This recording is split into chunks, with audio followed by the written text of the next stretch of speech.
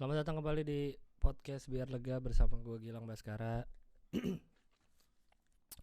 Podcast Biar Lega ini adalah podcast di mana gue Gilang Baskara, seorang stand up comedian, mengeluarkan unek-uneknya atau mengeluarkan apa aja yang ada di kepala gue yang mungkin belum bisa gue sampaikan menjadi materi stand up atau nggak bisa gue sampaikan di mana gitu.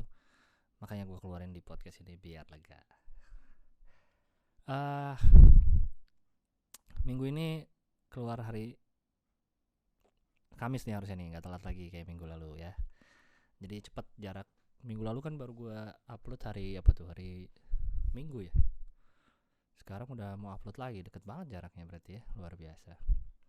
Mumpung hari ini hari Rabu malam BTW gue ngerekamnya, jadi mumpung inget tidak ada salahnya kalau kita bikin tepat waktu. Memang harusnya tepat waktu. Dan apa yang mau gue bahas ya? Hari ini yang mau gue iniin adalah gue mendapat email pertama ke podcast podcast apa namanya nih? Baru sebutin, podcast Biar Lega.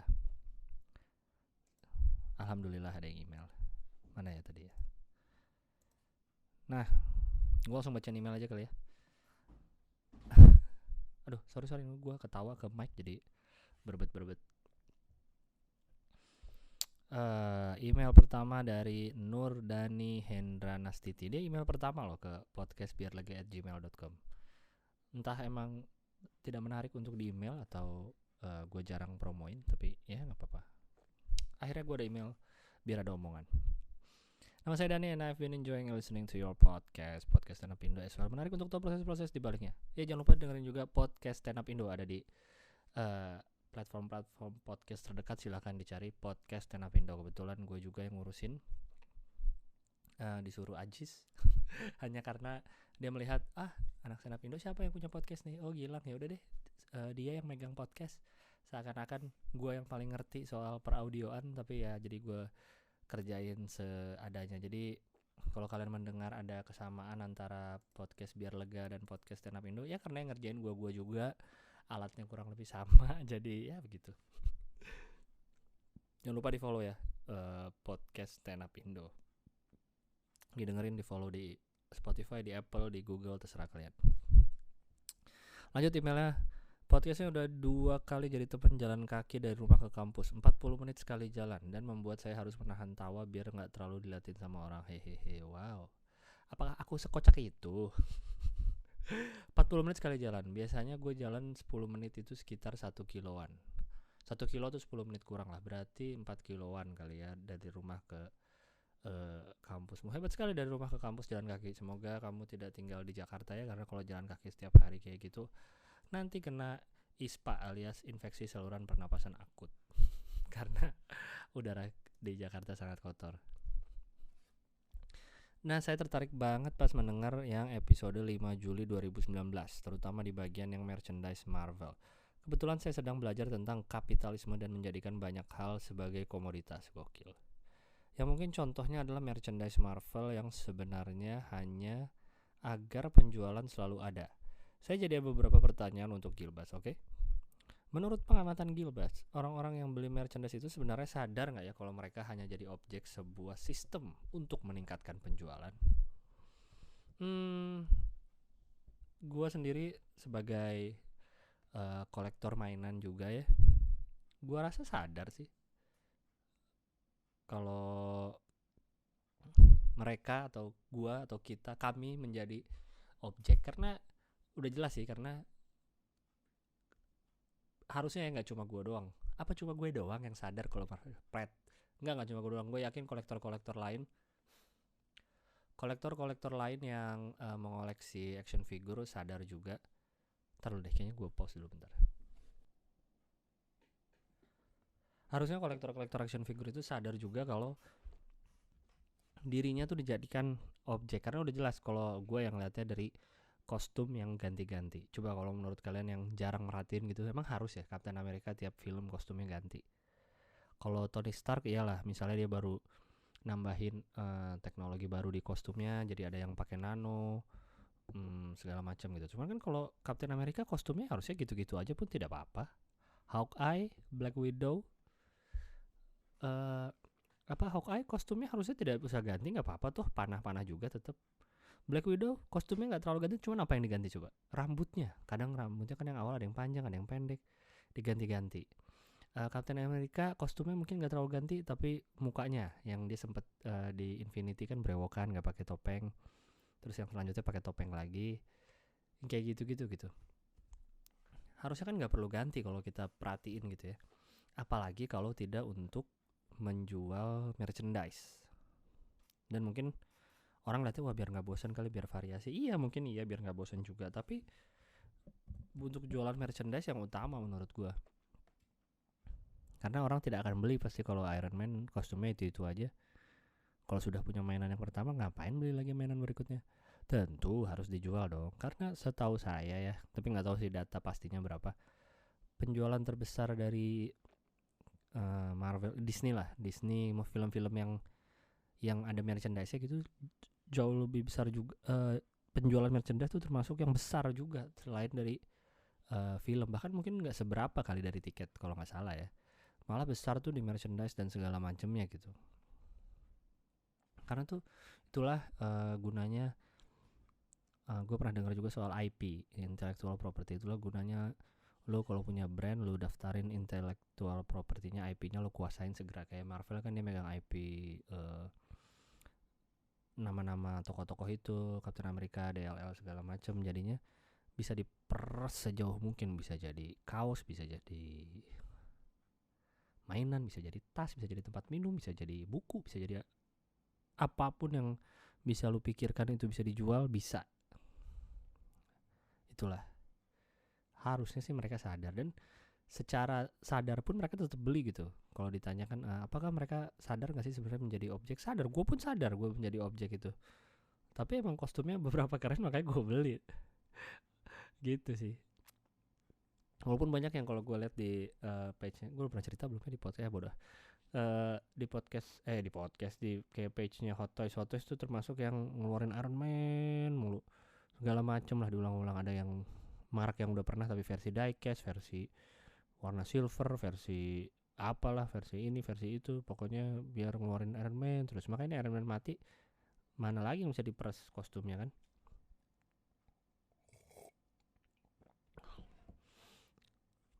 Nah yang kayak gitu, jadi orang yang di page Hot Toys semua orang pun banyak yang marah kayak Iron Man lagi. Udah gitu Hot Toys bisa dibilang dia yang untuk ukuran 30 cm dia yang paling megang lah sekarang mainan. Jadi ya orang pasti tetap beli ke dia walaupun orang tetap marah, penjualannya tetap tinggi ya, kumaha begitulah.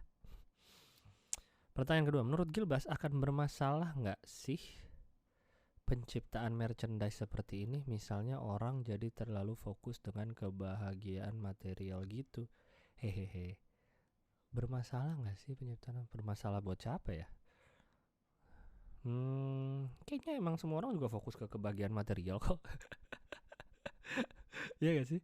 Ya walaupun selalu untuk dibilang mengejar akhirat, tapi pasti dunia juga dikejar dong. Siapa sih, gue sering melihat ke orang yang walaupun dia rajin mengejar akhirat tapi rajin juga mengejar dunia gitu. Orang yang mengejar hobinya, apalagi hobi ya, hobi kan karena udah nggak bisa diukur lagi ya. Hobi tuh pasti udah bisa gila-gilaan lah segala macamnya gitu. Beli ini beli itunya bisa macam-macam. Apa namanya, bisa nggak keukur materialnya.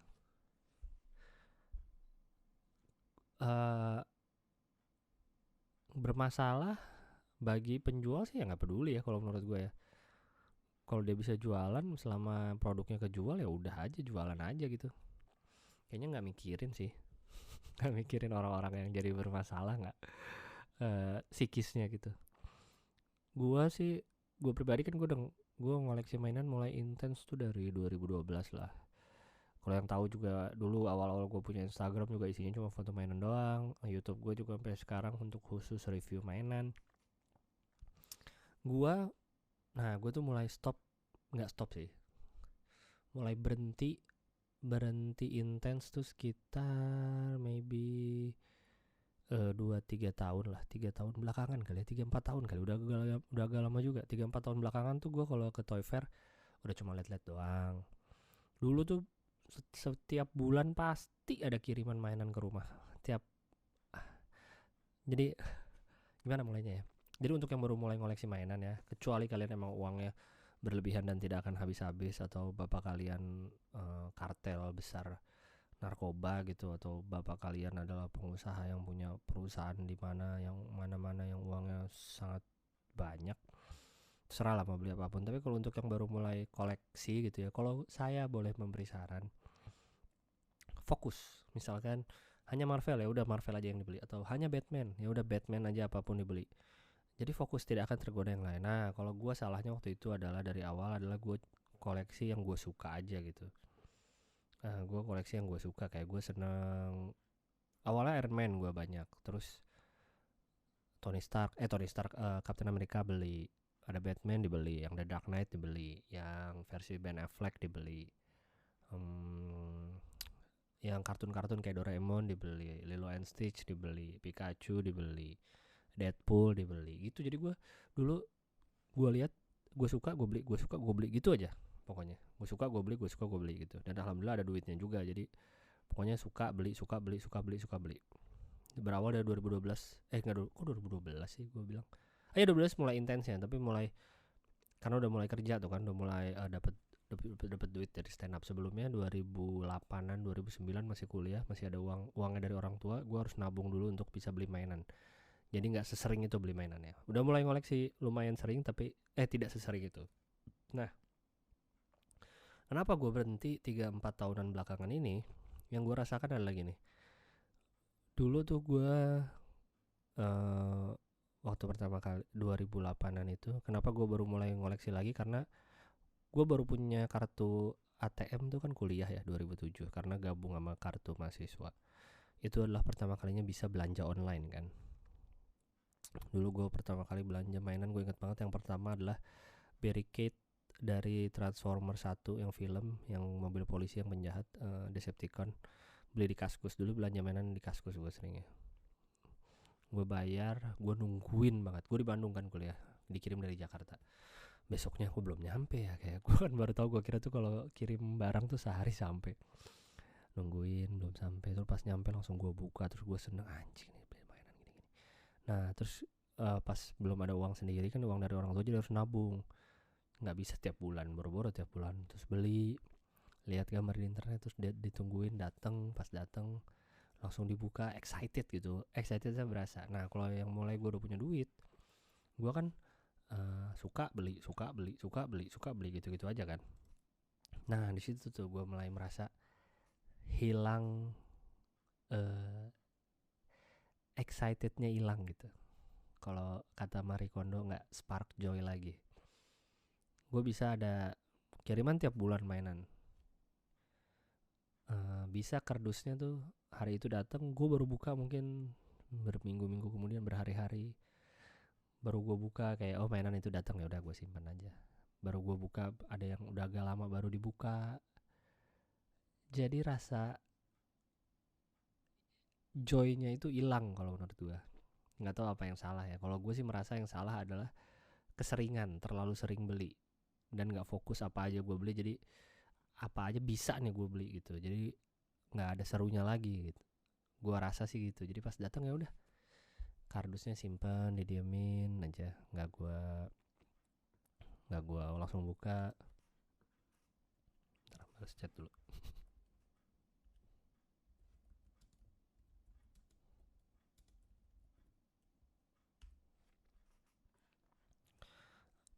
Kayak gitu. Sementara dulu datang gue tungguin, langsung gue buka, gue lihat, gue megang gitu. Jadi gue hilang itunya. Jadi pas saat itu gue ngerasa kok nggak seru lagi ya gitu. Apa yang salah ya?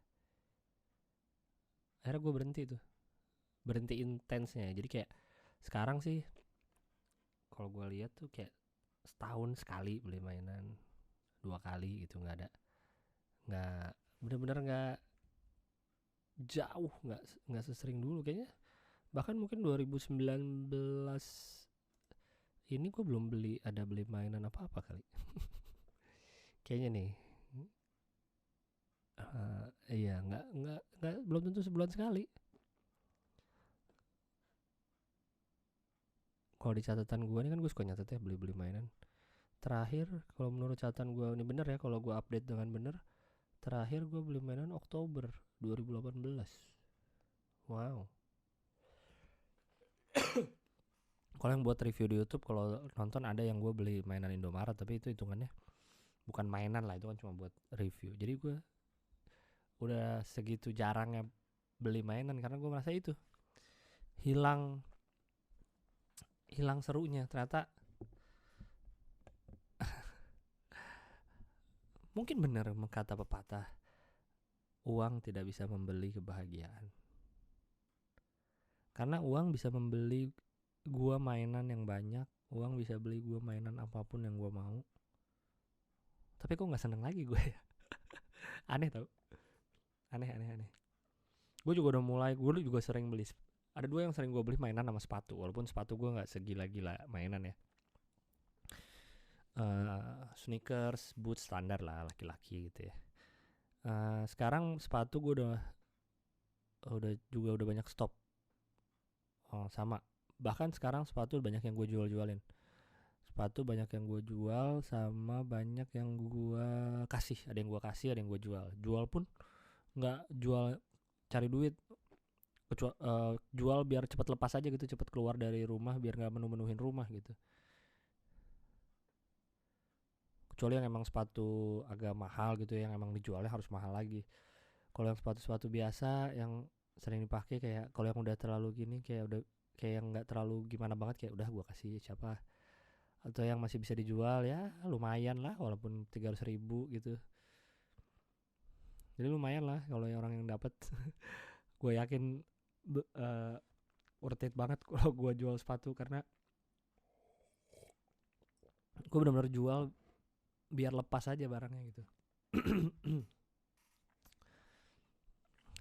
Sama kayak mainan, kayak ngapain ya beli sepatu banyak lagi ya, yang dipakai itu aja, kaki cuma 2 gitu sih. Tapi gue belum bisa full. Gue tuh pengen tuh kayak ngeluarin kaos cuma pakai yang polos aja, kaos polos aja kayaknya cukup deh. Cuma tuh masih belum bisa. Kalau kaos sama yang sandang, yang pakaian, baju sama celana, gue masih belum bisa tuh. Udah mulai kerasa ngebanyakan juga sih beli kaos mulu gitu. Tapi kadang kalau ngeliat ada kaos yang bagus masih belum bisa nahan juga nih, jangan beli lagi deh gitu. Tapi masih belum bisa nahan, gak tau dah.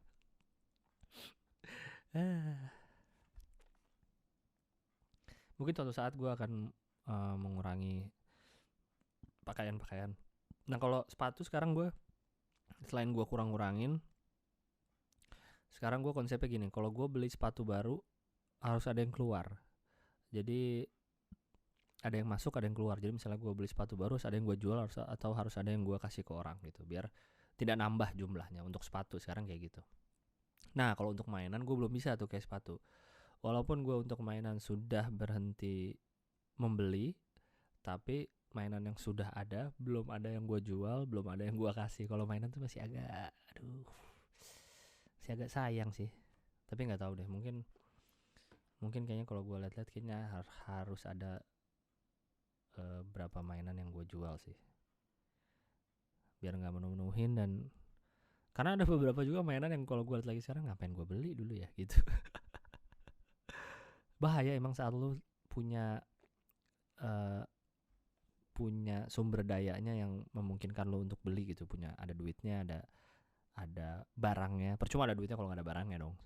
Ada duitnya, ada barangnya, ada waktunya gitu, ada kesempatannya, pasti lo akan beli saat itu gitu tanpa pikir panjang. Sekarang gue malah kayak ngapain gue beli ya gitu sih. Nah kayak gini, jadi berfokus ke bagian material, ternyata mengejar materi tidak membahagiakan. Tapi punya banyak duit seneng dong pasti. Tapi gimana ya, punya banyak duit menyenangkan, tapi itu bukan satu-satunya sumber kebahagiaan. Gitu gak sih? Enggak ya? Atau ya gitulah intinya. Aneh hidup ini aneh tau. Asli aneh. Dulu saat lu gak punya duit, kayak anjing nih, awas nih kalau gue punya duit nih, gue beli ini. Akhirnya hanya jadi balas dendam. Sudah bisa dibeli, hanya untuk balas dendam ke diri sendiri. Ngapain gue beli ya gitu. Jadi kayak cuma untuk lu memberitahu diri lu kayak gue udah tahap gue mampu beli A nih. Udah kebeli, ya udah tidak seru lagi. Aneh hidup aneh bro. Oke, semoga email ini tidak aneh dan membingungkan ya. Terus berkarya, salam Dani. Terima kasih banyak Dani sudah meng-email dan sudah mendengarkan. Dan gue tadinya tuh gue pengen buat podcast ini, pengen baca email ini satu. Ini kan di email tanggal 18 Juli, berarti minggu lalu ya. Ternyata ada email lagi masuk bro. Ada email lagi, bentar. Ini kapan? Tanggal 24. Berarti hari ini dong, Rabu ya. 24 jam 8 malam tadi. Oke. Halo Bang Gilang. Katanya namaku Nadia. Hari ini aku download Spotify cuma buat dengerin podcast biar lega. Habis hiburan Indonesia yang gimana sih? Hari ini aku download Spotify cuma buat dengerin podcast biar lega. Terima kasih. Abis hiburan yang kusuka jarang sih. Abis hiburan Indonesia yang kusuka jarang sih Bang. Tapi ngerasa cocok sama penyampaian materi Bang Gilang yang clean, gak usah ditambah-tambahin juga udah lucu banget. Dan just feel true to yourself. Berapa hari ini aku nge-binge watch penampilan stand up abang di YouTube. Bete pas udah abis bahan, jadi mau gak mau denger podcast abang aja. Tapi podcastku belum tentu lucu isinya, karena tidak dipersiapkan, hanya saya ngoceh aja. Jadi semoga tetap enak didengerin. Gak mau didengerin juga tidak apa-apa sih. Anyway, S1 ku Unpad. Sering relate rasanya kalau nonton Unpad versus Unpar di channel Bang Uus. Terima kasih sudah nonton. Sekarang aku lagi mau ngambil S2 di ITB Kuningan Jaksel. Mungkin Bang Gilang kalau manggung di Kuningan City atau sekitarnya lagi, aku datang karena dekat kampus. ITB Kuningan. Gue baru tahu ada ITB di Kuningan. Gue googling dulu. ITB Kuningan Jaksel. Terus tetap beredar ya Bang di jagat entertainment Indonesia. Sehat selalu Bang Gilang. Semoga beneran dapat peran di jagat bumi langit. Kayak kata Bang Gilang di Twitter, soalnya cocok kok jadi superhero versi Indonesia. WKWK salam. Jadi berapa hari lalu gue nge-tweet, karena gue ngeliat itu kan trailer jagat sinema bumi langit tuh, universe-nya Gundala. Dan jadi dia megang IP superhero Indonesia banyak. Jadi gue bilang gue akan rajin nge-gym. Siapa tahu dapat gara-gara ngeliat trailer itu kan. Siapa tahu. Mana kita lihat ITB. Oh iya bener ada ITB Jakarta kampus. Coba kita search lagi ya. MBA Jakarta kampus SBM ITB. Oh SBM juga. Kalau dulu ejekannya untuk SBM adalah sekolah buang money. Karena mahal. ITB mahal. Oh ada SBM di Jakarta.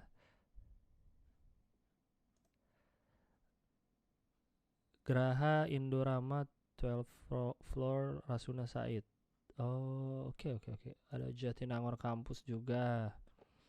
Mantap kamu kuliah di ITB Jakarta. Aneh ya, Institut Teknologi Bandung di Jakarta. BTW gue berapa minggu lalu kan taping Super Kompas TV ya di Universitas apa namanya ya, Muhammadiyah di Ciputat. Terus di sebelah kampusnya ada ITB Ahmad Dahlan namanya. Jadi kan Universitas Muhammadiyah agak masuk gitu. Terus di sebelahnya sebelum ke situ ada tulisan ITB Ahmad Dahlan. Terus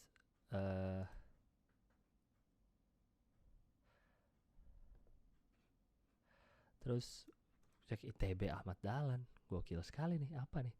Ternyata pas dicek adalah Institut Teknologi dan Bisnis Ahmad Dahlan Jakarta. Luar biasa sekali memakai nama ITB Ahmad Dahlan. Memakai nama kampus yang memakai nama singkatan yang di otak orang tuh udah ITB tuh ya ITB Bandung gitu. Tapi ya gak apa-apa lah, gaya masing-masing. Udah sih emailnya gitu dong. Oh, ini tadi subjek emailnya. Halo Bang, katanya boleh ngirim apa aja. Jadi ya udah aku kirim fan mail. Oh ya. Oke, terima kasih banyak sudah email dan sudah mendengarkan. Semoga betah. Suruh orang betah dengerin tapi update-nya nggak rajin. Dasar aku. Kenapa ya dasar aku tuh gue geli banget kalau lihat ada orang nge-tweet pakai gitu. Dasar aku. Apalagi kalau lu ngomongin itu di dunia nyata, aneh tau. Kayak tadi tuh. Nyuruh orang email mulu tapi sendirinya update podcast nggak rajin. Dasar aku. Aneh ya. Ada aja dah. Gue salut ya sama orang-orang yang betulnya makasih tadi ya Nadia Rahmi Hairunisa emailnya. Gue selalu salut sama orang yang selalu menggunakan kata-kata yang lagi rame di sosial media di kehidupan sehari-hari gitu ya. Iya tuh gue juga heran sih emang anak-anak zaman now tuh kalau ngomong gila bisa loh menggunakan kata-kata anak-anak zaman now dimasukin secara sengaja, secara sadar di conversation sehari-hari. Gak tau, gue geli aja denger sih. Ya mungkin bagi kalian oke, cuman bagi gue geli mau apa dong. Hebat loh kayak yang masukin kayak gitu-gitu tuh ke omongan. Salut gue, asli salut. Apa tadi yang mau gue omongin minggu ini ya?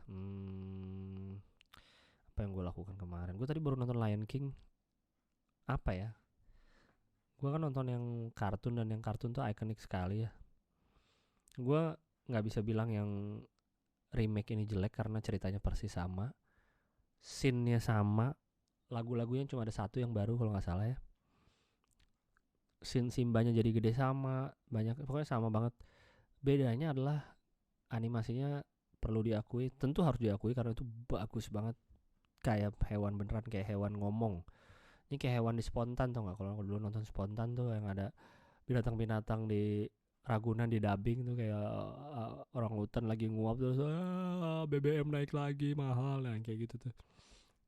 Karena terlalu nyata jadi ekspresinya kan tidak bisa seekspresif kalau kartun kan. Nyanyinya juga joget-jogetnya nggak bisa seekspresif kalau kartun gitu. Jadi menurut gue jadi agak kurang di situ. Jadi ngomong pun senyum nggak kelihatan senyum sih nggak kan, kayak ketawa ya gitu aja, mangapnya dikit, alisnya nggak terlalu main, jadi ekspresi mukanya nggak terlalu jelas gitu, nggak kayak di kartun yang ekspresinya bisa lebih bebas.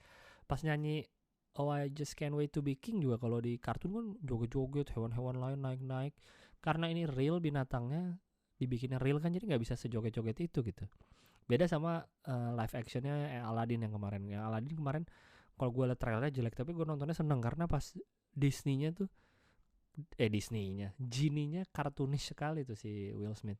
Pas dia nyanyi yang di dalam gua tuh You ain't never have a friend like me, joget-jogetnya tuh kartunis banget. Jadi seneng nontonnya walaupun itu orang nyata tapi feel kartunnya tidak hilang gitu. Nah terus yang ini yang Lion King karena dibikinnya hewan terus dibikin nyata, pumbanya juga nyata banget kayak babi aja biasa gitu hitam. Jadi kurang gimana gitu. Dan kalau di kartu kan kelihatan beda warnanya kan, kayak warna kulitnya Nala, Simba, Mufasa, Siskar. Jadi kalau jadi kita bisa bedain gitu ini yang mana yang mana. Ini kalau yang ini tuh agak mirip-mirip lah, bisa dibilang mirip-mirip gitu. Jadi biasa aja sih, gue nggak suka-suka banget. Kalau Aladdin gue hitungannya suka gue Aladdin. Kalau ini enggak sih, gue jauh lebih suka yang Lion King kartun. Terus juga gue nonton 2 Garis Biru kemarin. Mantep banget. Kalau kalian yang belum nonton 2 Garis Biru, segera nih, harusnya masih ada ya di bioskop sekarang ya. Bagus sekali 2 Garis Biru. Keren. Ceritanya relate, maksudnya gak menggurui gitu tentang hamil di luar nikah, tapi dialognya biasa aja, gak kayak dialog gitu, gak kayak skenario lah gitu. bercandaan anak SMA-nya asik, actingnya semua sungguh keren. Orang tuanya Lulu Tobing, Cut Mini juara banget. Si Dara sama siapa namanya, Zara JKT sama si Angganya juga bagus banget. Dan tentu saja semua kan udah orang ngomongin sebelum gue nonton ya, orang-orang pada ngomongin scene UKS yang long take sekitar katanya berapa sih, 10-15 menitan gitu ya. Jadi pas scene, gue sebagai penggemar film dengan long take gitu ya, gue sebagai penggemar film seperti itu, gue ngelihat pas pas adegan UKS tuh gue langsung merhatiin kan, ini long take-nya di sini nih. Wah, anjing keren banget sih. Ada set kameranya gerak, terus si aktornya pindah ke kanan, kameranya muter sini, set, dan semua orang-orangnya bagus, nggak ada yang kealangan kepalanya, semua kelihatan, set, berantem. Ini kan lagi ibaratnya ini spoiler nggak ya? Bodoh lah. Baru ketahuan kalau hamil si Dara. Jadi orang tuanya marah kan, datang ke sekolah, pindah ke kanan, si Dwi Sasono bapaknya Dara megang Angga, terus kepala sekolah datang berdua sama guru, masuk lagi ke frame. Anjing tuh dalam satu frame ada sekitar coba berapa ya, Angga sama itu orang tuanya berarti udah 2 tambah 4, 6. Ada 6 orang dalam satu frame. Terus tambah lagi kepala sekolah datang sama guru 2. Jadi ada 8 orang dalam satu frame.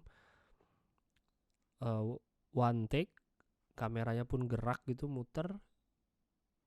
Wah, mantap lah pokoknya. Pokoknya keren sekali.